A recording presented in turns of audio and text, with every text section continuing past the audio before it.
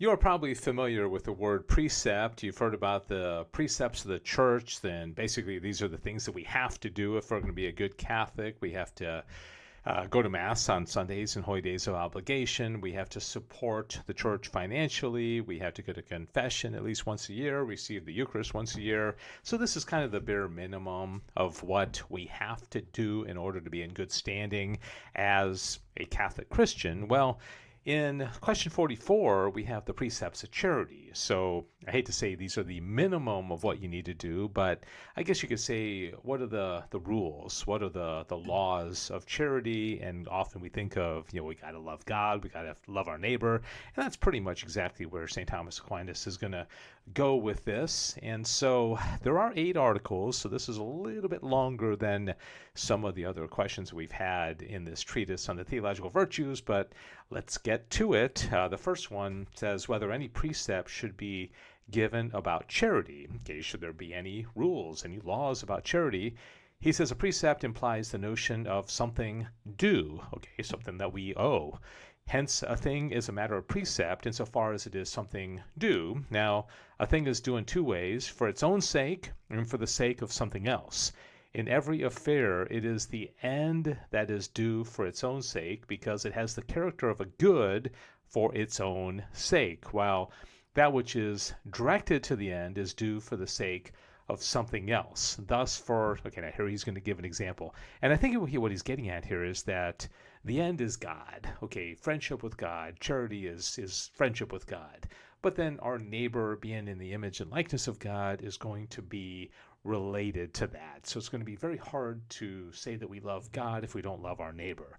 So he gives an example He says, for a physician, it is thus, for a physician, it is due for its own sake that he should heal. Okay, that's what a physician does. While it is due for the sake of something else that he should give a medicine in order to heal. So you see, one is primary, the other is kind of the means by which he accomplishes the purpose of being a physician in the first place. Now, the end of the spiritual life is that man be united to God. And this union is effected by charity, while all things pertaining to the spiritual life are ordained to this union as to their end. So really, remember, the form of all the virtues is charity. Charity is probably the most important word in the Summa Theologia, because if we don't have charity, none of the other virtues are going to matter. And we're not going to have any of the other ones, right? So it all starts with charity. It starts with love. For all the virtues about whose acts are the precepts are given are directed either to the freeing of the heart from the world of the passions, such are the virtues that regulate the passions, or at least to the possession of a good conscience, such are the virtues that regulate operations like justice, or to the having of a right faith, such are those which pertain to the worship of God. And these 3 things are required of man, that he love God. For an impure heart is withdrawn from loving God on account of the passion that inclines it to earthly things.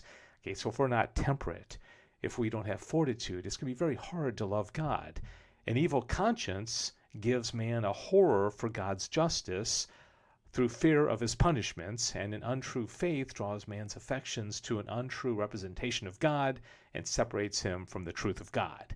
Now, in every genus, that which is for its own sake takes precedence of that which is for the sake of another, wherefore the greatest precept is that of charity. So in this first article, he's comparing charity to the other virtues and saying, for all those other ones to even mean anything, we've got to get charity down. That's got to be the foundation.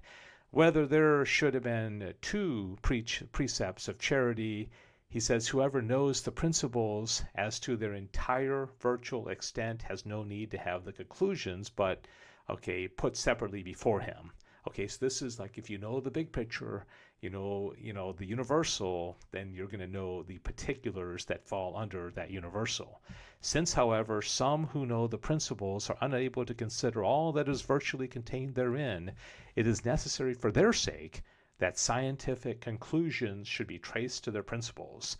Now, in practical matters, wherein the precepts of the law direct us, the end has the character of a principle. The love of God is the end to which the love of our neighbor is directed. So, really, ideally, you say, like Augustine said, love God and do whatever you want. If you love God, you're going to be nice to your neighbor. But what I think he's saying here is that because some people don't understand or they don't have that universal understanding of charity, well, then we have to give a second precept as well about loving our neighbor. Therefore, it behooved us to receive precepts not only of the love of God, but also of the love of our neighbor, on account of those who are less intelligent, who do not easily understand that one of these precepts is included in the other. All right, that's Thomas trying to be nice without calling people stupid. Whether 2 precepts of charity suffice? Should there be more than 2, or is that enough? He says charity is a kind of friendship. Now, friendship is between one person and another. Now, since good is the object of dilection and love, and since good is either an end or a means, it is fitting that there should be 2 precepts of charity, and one whereby we are induced to love God as our end, and another whereby we are led to love our neighbor for God's sake, as for the sake of our end. And really, our neighbor is made in the image and likeness of God, and no other visible creatures are made to the image and likeness of God, so it would make sense to also say, oh, you got to love your pet, and you got to love, plants, or, that kind of thing. So I think that suffices. Article 4, whether it is fittingly commanded that man should love God with his whole heart. He says, this is kind of a short answer, since precepts are given about acts of virtue, an act is a matter of precept according as it is an act of virtue. Now, it is requisite for an act of virtue that not only should it fall on its own matter, but also that it should be endued with due circumstances, whereby it is adapted to that matter. Okay, it's kind of confusing. But God is to be loved as the last end, to which all things are to be referred. Therefore, some kind of totality was to be indicated in connection with the precept of the love of God. Okay, so with our whole heart, if we love God with our whole heart, everything else is going to fall into place. Article 5, whether the words, thou shalt love the Lord thy God with all thy heart, should it be added on with thy whole soul and with thy whole strength.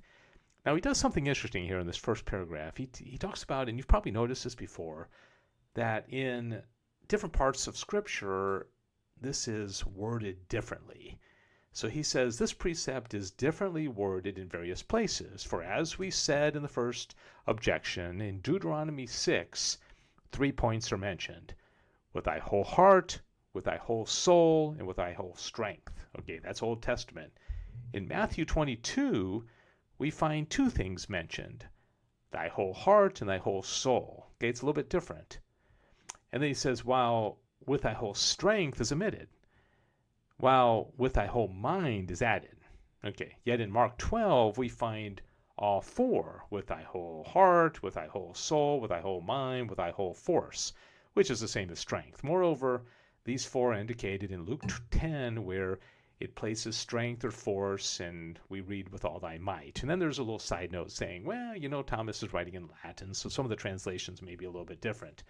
We must therefore observe that love is an act of the will, which is here denoted by the heart, because just as the bodily heart is the principle of all the movements of the body, so too the will, especially as regards the intention of the last end, which is the object of charity, is the principle of all the movements of the soul. Now, this is very important. We talk a lot about faculties of the human person, intellect, will, passions, desires, right?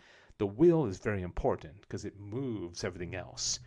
Now, there are 3 principles of action that are moved by the will, namely the intellect, which is signified by the mind, the lower appetite, which is signified by the soul, and the exterior executive power signified by strength, force, or might. Accordingly, we are commanded to direct our whole intention to God. And this is signified by the words, with thy whole heart. To submit our intellect to God, and this is expressed by the words, with thy whole mind, to regulate our appetite according to God, in the words, thy whole soul, and to obey God in our external actions, and this is to love God with our whole strength, force, and might. And I know this is already becoming a pretty long video, but I just want to point out that this is really important, because if we're going to take every single faculty of the human person and direct it to God, it's got to be our intellect, it's got to be our will, our passions, our appetites. Everything has to be directed right to God. Article 6, whether it is possible in this life to fulfill the precept of the love of God. And he's going to say imperfectly, but not perfectly. It's going to have to be in heaven where it's perfectly, but in this life it can be imperfectly. Article 7, whether the precept of love of our neighbor is fittingly expressed. This precept is fittingly expressed, for it indicates both the reason for loving and the mode of loving. The reason for loving is indicated by the word neighbor, because the reason why we ought to love others out of charity is because they are nigh to us, both as to the natural image of God and as to the capacity for glory. Okay? The human person is an end to itself, as John Paul II said. So we must love that human person because they are made in the image and likeness of God. Okay, then he says, first, as regards the end, namely that he should love his neighbor for God's sake, even as he loves himself for God's sake, for that his love for his neighbor is a holy love. Okay, I'm going to leave it there because this is going to be a long video, and I think you get the point. And then he says, finally, whether the order of charity is included in the precept. Okay, Thomas always orders everything, so of course it's going to be ordered. He says the mode which is essential to an act of virtue comes under the precept which prescribes a virtuous act. Now, the order of charity is essential to the virtue, since it is based on the proportion of love to the thing beloved. It is therefore evident that the order of charity must come under the precept. All right. That was a lot, and I know this is a long video, and probably you're probably not even still watching, but then if you hear me say that, you are still watching, but probably a lot of you have already peeled off by now. But it is important, okay? This is a very, very important teaching of the Summa, because it's what do we owe God? What do we owe? What in regard to charity? And our neighbor as well, made in the image and likeness of God. Okay, thanks for watching. God bless you.